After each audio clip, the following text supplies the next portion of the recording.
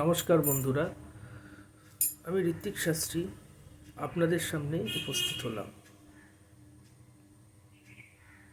কিছুদিন আসেনি, তার কারণ হচ্ছে এই বিশ্বজোড়া যে অশান্তি চলছে। অর্থাৎ আমি আগেই একটা ভিডিওতে বলেছিলাম যে সামনে কিন্তু অনেক রকম সংকট আসতে চলেছে। সেই অনুযায়ী নতুন করে কিছু বলার আর ইচ্ছা হচ্ছিল না।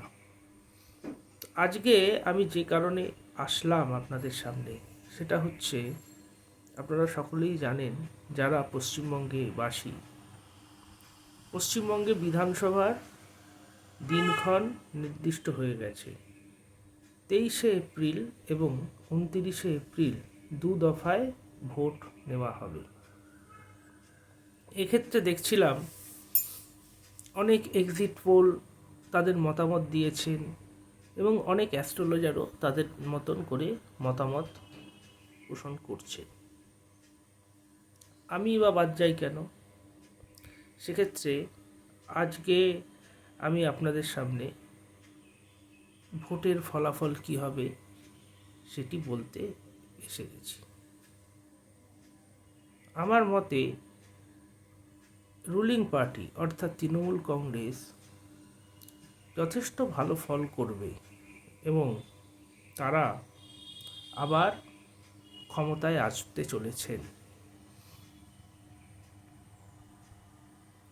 তারা অন্তত 170টির মতন আসন পাবেই।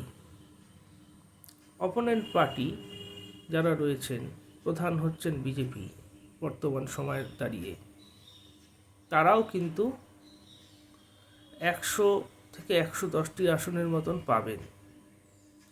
এবং এই ফলাফলের দ্বারা এইটা সহজেই বলা যাচ্ছে যে লড়াই কিন্তু ভীষণ হাড্ডাহাড্ডিভাবে হবে।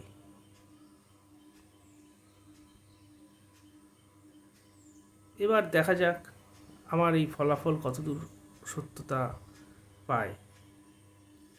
আপনারা অবশ্যই আমার এই ভিডিওটি যদি ভালো লাগে সাবস্ক্রাইব করবেন, শেয়ার করবেন এবং লাইক করবেন। নমস্কার।